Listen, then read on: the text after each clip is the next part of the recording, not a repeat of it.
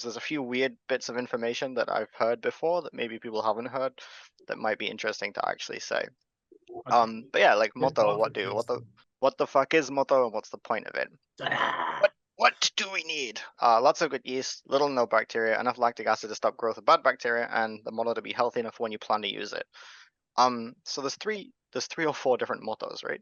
And a lot of the point of this is like what's best for you. Like I'm ignoring Kimoto, but the same thing. For an example of Sokujo was like on one of these lectures I had was 36 kilograms total rice, 12 kilograms koji, 40 kilograms of water, and 210 milliliters of lactic acid. And that was an 1801 Ginjo yeast Pure lactic example. acid? I want to appreciate the British spelling of koji. Koji, that's like Koji. koji. Anyway, is that pure yeah. lactic acid or is that like 80? I think it's like 80. I don't think it's ever pure. I think it's like high as possible. I think it was like 80 that we had at the brewery. How much water is in it? Oh, sorry, 40 kilograms? Oh, okay, so 40,000. All right, so 40 liters. 40 liters of water, 200 milliliters of lactic.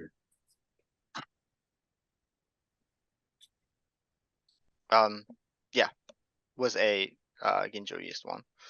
And then what the fuck is Kobo Shikomi? No Moto, no worries. So this is what without Moto, right? Like the whole point is, what are we gonna do if we don't use a Moto? So some of the interesting info that they had was for every 100 kilograms of rice, 30 grams of dried yeast, or 50 grams of nama yeast, like the raw, which I'm assuming is the liquid stuff.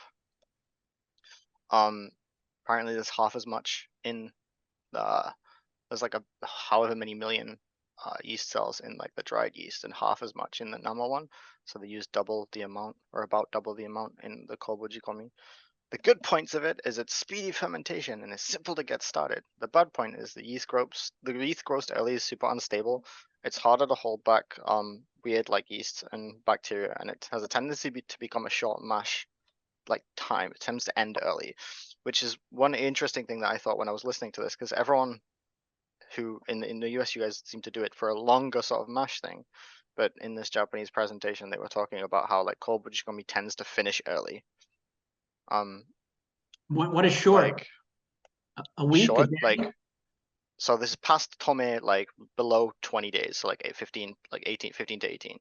Like it stops early. Like would be the short sort of thing. Mizukoji the day before mashing sorry, you mean because the yeast literally just peter out?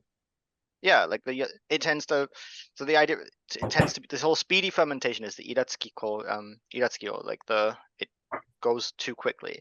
You have so much yeast and stuff at the start that it just and like heads off, and it's hard to rein in, hard to cool down, and it just goes too quickly, and then ends up just stopping. For Kobo Jikomi, the Mizukoji is the day before mashin, and they tend to use 350 grams of lactic acid per 100 liter, which I thought was an interesting number. Does that line up to what you used to use, Luke? Really? 300. That's pretty high. 350 grams per 100 liters. That's about right.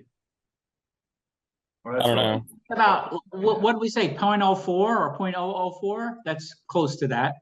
I mean, yeah, it's close. That's basically like the recommendation, but like I don't know. I always do a titration with my water before I do it, and then confirm with pH.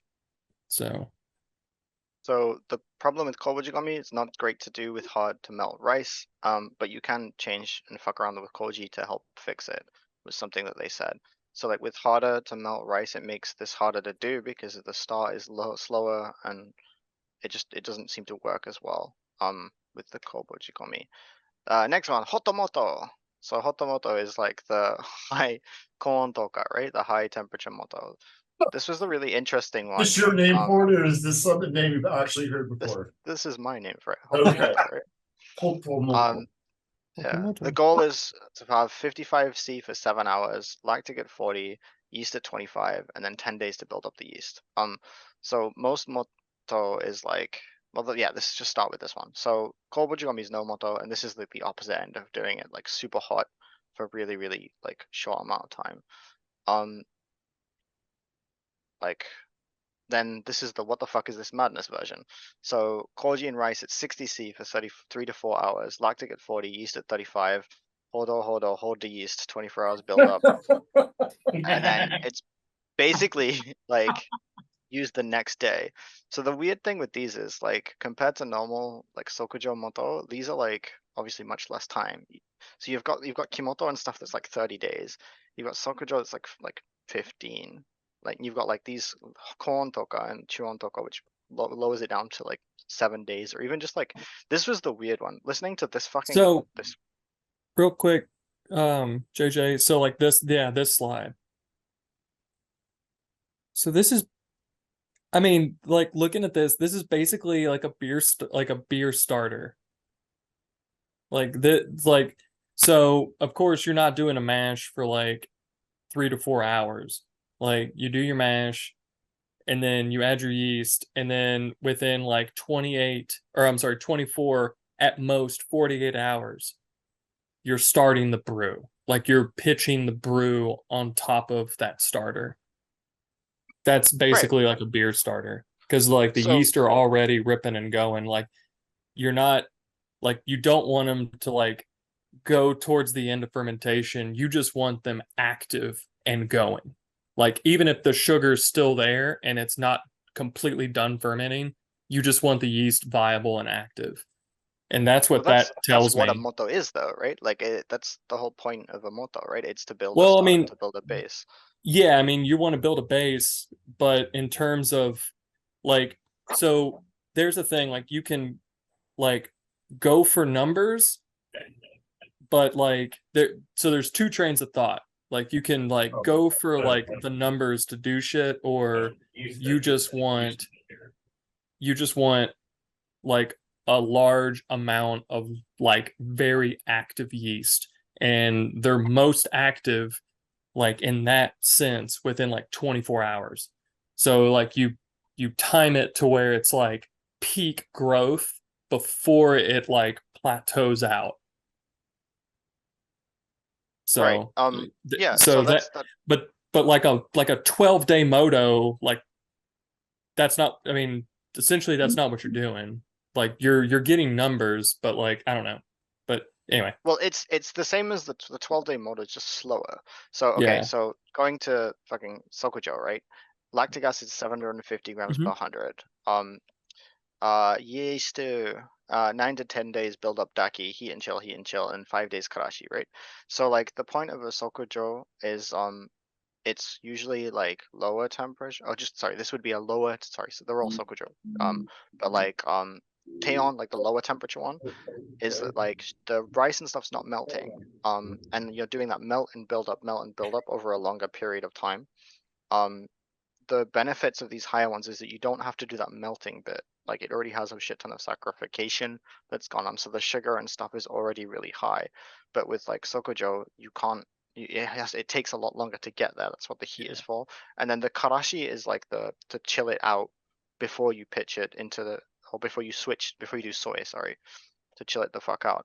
But the interesting thing about this, the corn one and like a lot of the speedy fermentation ones that they were talking about, the guy mentioned that they use 2 to 3 times the normal amount of water in soy during the lecture, and I was like, what the fuck? And he mentioned it in passing, and I like nothing was written on any of the slides. He was just like, and I'm just like, wait, what? I like had fucking like listen like 10 times. I was downloading like audio transcribing software to make sure he was like actually saying it. I'm like, yo, like getting my wife over, can you listen to this? And we're both sat there like, did he really just say that? Like, um, but apparently they used like for specifically that it was when they were talking about this high like 3 to 4 hours at 60, lactic at 40, yeast at 35, hold at 35 for like 24 hours, and then like start the soy, was saying that they had like soy miso at 2 to 3 times the normal amount. Yeah, like what does any of this mean? The goal is to protect the number of yeast added and prevent bad bacteria growth. Have a good acidity level. This was I thought was interesting. They said that they wanted to keep the acidity above 4. I don't know like what, like whether this is like pH or anything, but I think it's Sando. That, it's yeah, I think that sounds like Sando, because like normally you want to keep, like in terms of pH, you want to keep it below 4.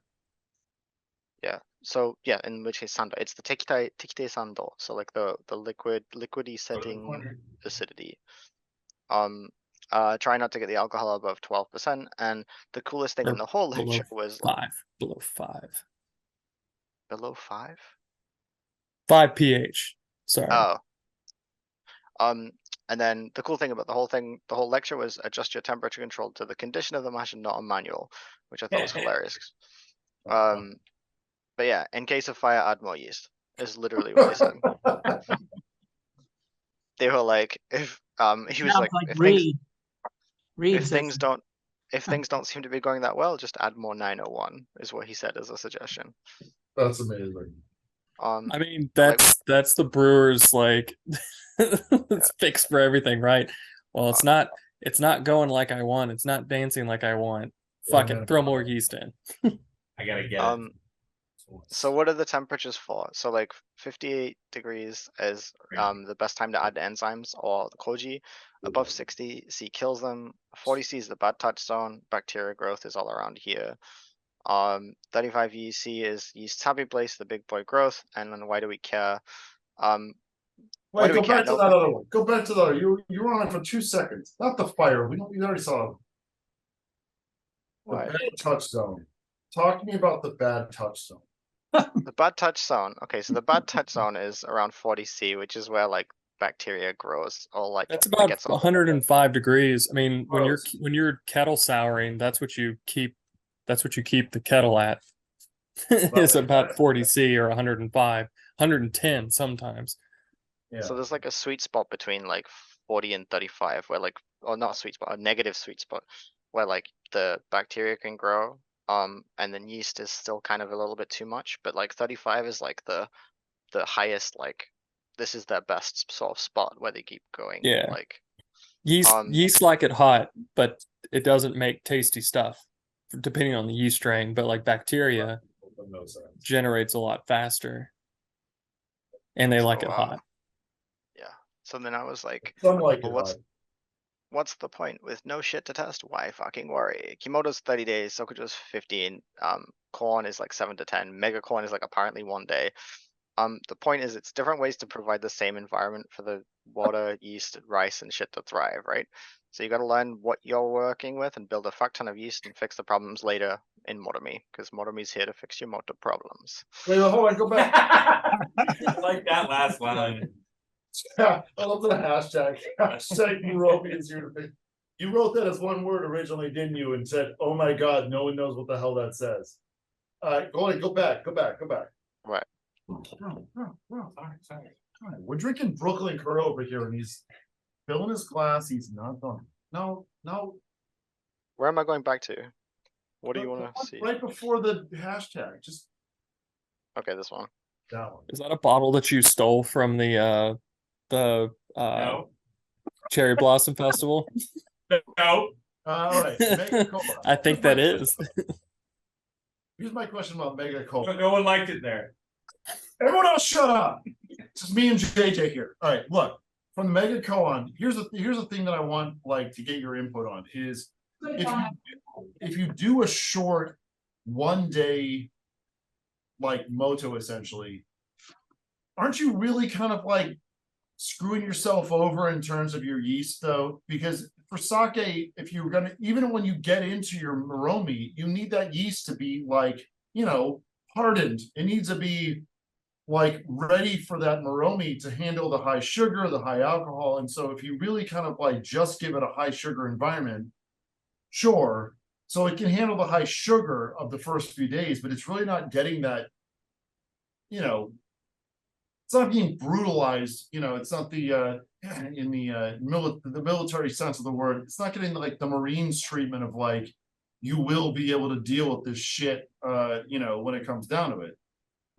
So I'm See, I don't know. Like I mean, I keep hearing like I don't know, just like my. So they said that like these high temperature ones aren't very well placed to go for like tande, so like lighter tasting sakes, basically. So if you're going is one thing that came up. Like if you're going for a lighter sort of taste, it's not gonna work out as well if you're doing these. Like the whole point of a longer Sokujo does give that sort of more chilled out sort of flavor.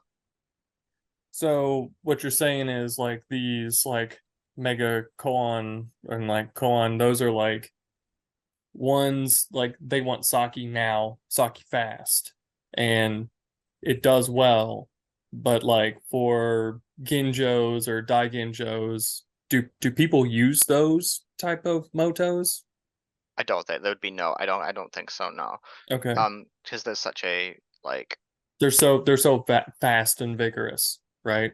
Yeah, it would be. It would So be I think like that a bit. runs like counter to the like in my mind that runs counter to the claim of you have to like harden and stress the yeast to be able to survive like those environments Right. because like they're not like you're not hardening them, you're not stressing them. There's just a fuck ton of yeast, or not just a fuck ton of yeast, but they're just so active and vigorous that they're just gonna ferment the fuck out of whatever you give them.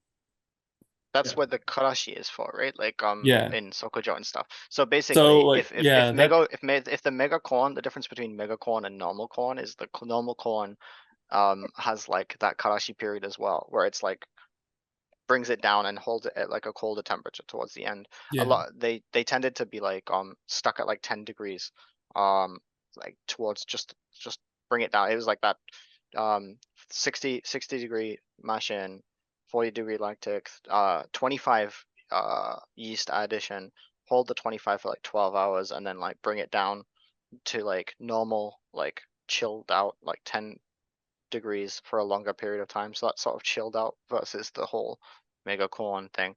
The benefits, like you said, what is the benefit of doing these? There are just different answers to different problems, right? Mhm. Like that what all of them have been for like forever. Like Kimoto is like, this is how we just need to make this lactic. Okay, Sokujo, let's just add that lactic. Sokujo, like with the fucking Daki 15-day thing, takes a lot of like work and people. So shit, is there any way we can do something similar without? It's just different answers to this, to just slightly different questions and problems like in that particular brewery that or that has become more common or whatever. So there's stuff that just might work for you, might not work for other Wait. breweries, and you can change a lot of your process in the Motomi section as well, and even like stuff that you do with koji, you can fuck around with it to make it work as well. So it's not like there's a set rule for any of it, which is why it's really hard to talk about. It just So- depends on. Sorry, Karen. Sorry, no, I didn't mean to interrupt. So like looking at mega, like versus like let's say Kobo Jikomi, because like, is that just more just like look, you're kind of making it yourself in one day versus having someone else make it for you, you know? So the problem with Kobo Jikomi is that it is harder to, like, what is it they said? It's harder to hold back like wild yeast and bacteria was the problem with Kobo Jikomi. That you can get weirder yeast growing in it just as much as you can have the shit that you pitched, as well as like bacteria because of like less breakdown of the mash. With like kumikakiki on like normal tail on sokujo, right? Like kneading in the moto where you have to like you put the thing in the middle and the liquid comes up and you pour it over the outside of the mash, right, to get the full enzyme coverage. And during moto with the corn stuff you don't have to do that, like because it's the high temperature melts everything. It's already like melted and you have full like lactic touching everything and enzymes touching everything. So it's like removing that step of the process. So with Kobo Jikomi, because you don't have any of that, you're still having that bloom with all the rice in the air and like different bacteria and stuff coming in. Does that make sense? Did that answer that?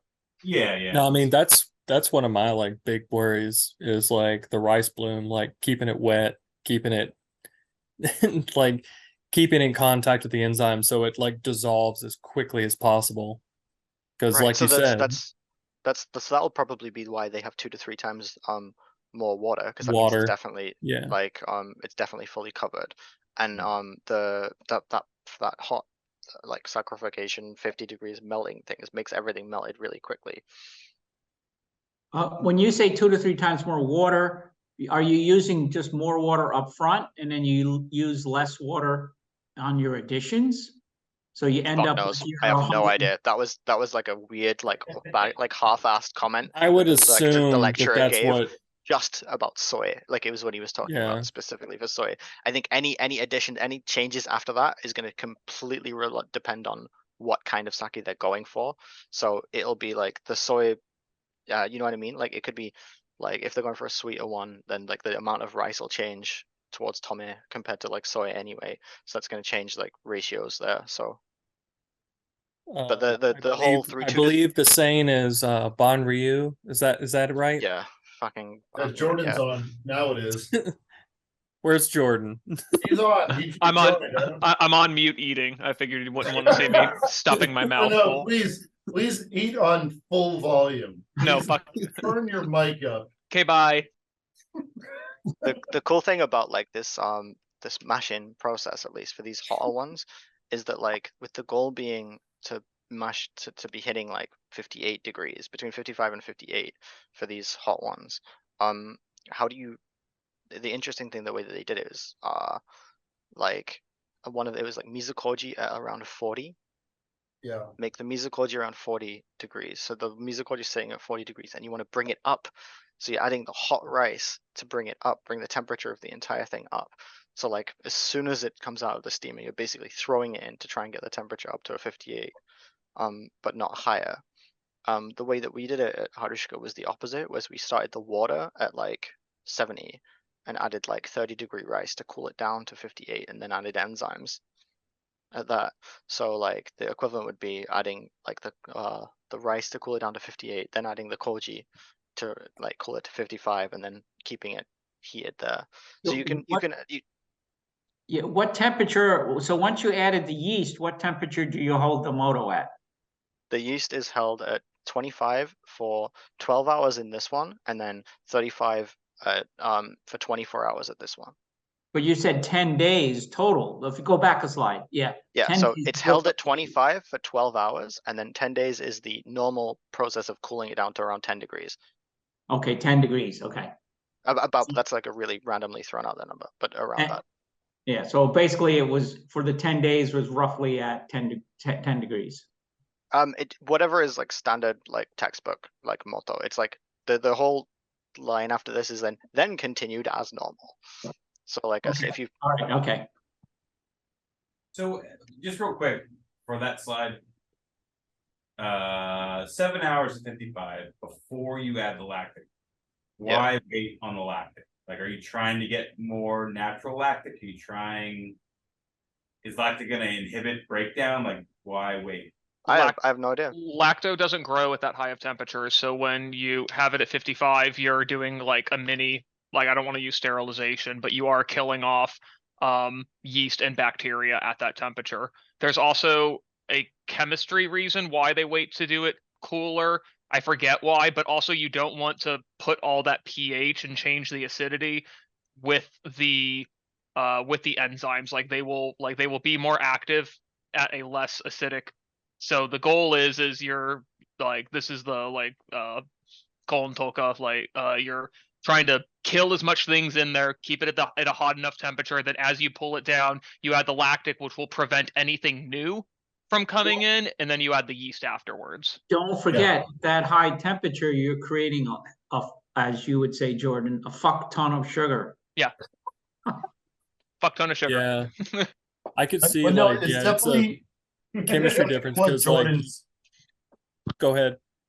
It's definitely what Jordan's saying. It is definitely a pH difference. The lactic acid is if it's too high, you don't want to add. In other words, you want to get as much of a reaction from the enzymes, and by changing the pH, you are affecting their effectiveness. So you definitely want to wait for a longer. We've read this in a number of articles, but that is definitely having the biggest impact. So yeah, so JJ, did the guy talk about with the quick, but I'm gonna call it the mash method, the Hoto? Did he talk about like adding less lactic acid with those methods versus like Sokujo? Hang on, let me figure out what it is. You know what? Because like you've already made a shitload of sugar, right? That's gonna already lower your pH. Like, do they adjust the pH to The pH is for that never method? spoken about. Like in anything, like any of the Japanese like lectures, they Oh, never it's talk not about saying pH. it, but it is adjusting the pH. Yeah. I don't. But I no, don't know if they like. that's what I'm saying. Like, that's not in here. Like, they're saying, like, yeah, we do that, then we add lactic acid, assuming they add the same dosage, right? So But like the I would lactic. assume they are not. The difference between the lactic was only this bit. Wait, hang on. Like this shit. Like Kobo Jikomi had 350 grams per 100 liter, but the Yeah. Sokujo had about like 750 grams per 100. So I guess the answer is you don't like they didn't say. Yeah, like Okay. it's just a Sokujo, right? Sokujo tends to be this. We do have a few documents because I'm writing the article right now for Colin Tolka. I'll look through because some of them do post the lactic acid edition. So I'll look and see if how that compares to like things in the sake brewing textbook. I'll let you know in a few days, Justin. I guess the question is like they're still hitting the same target like pH, right? Well, The same not quotes, but the same target pH before they pitch yeast.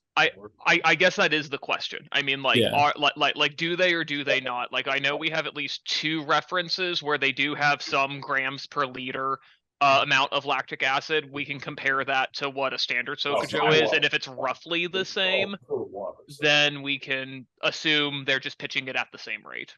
But that's based on their water profile as well. So. Yes, of course, yeah. Yeah. But yeah, it's close enough. But yeah, when I wrote the article that I'm doing, I'd say to get it to a pH range, and then we'll also have like a grams per liter type of thing. But I think in this case, it's probably easier to pick, between 3 to 3.5. I mean, I would assume that is the case, but I guess I was just curious that if they had like stated that, or if that was just assumed. I feel like in a lot of the Japanese stuff, the pH stuff's assumed because I've never heard anyone mention it ever. It's like it's. I'm always like I have no idea what it would be. If that's kind of like they're not going to quote it because it's like standard knowledge that it should be this level. Yeah. What else was interesting about this? That was because I find it curious that like they just like a lot of times they'll say like you pitch this amount of lactic acid per this, but then there's like you always hear about like different water profiles and like I guess like there's a standard water profile for like Japan, I don't think so. I think the reason with that is like the amount is to do with the is it just the rice volume, like the volume of the tank, right? It's like per volume and how much like per this volume do we need to make sure nothing else grows. Yeah, it basically just like as long as you're here, you're fine. Yeah, it's like, and that's what it is. That's the whole like, what is the point of a like what is the point of a moto, right? Like it's there to like build a safe like base of the shit that you want to be able to use when you want to use it. Like so doing it and adding, maybe they're adding way too much. Like maybe they don't need that much, but that this is like the safe, like per volume, put this amount and you're safe. Right? I think that when Andrew was talking a while back with one of his things, it was just like, fuck it, just add more lactic acid. Like, I'll tell you, I'm just being devil's advocate. I'm so. But yeah, that was my silly little thing that I wrote up. For doing that, by the way, we really appreciate it.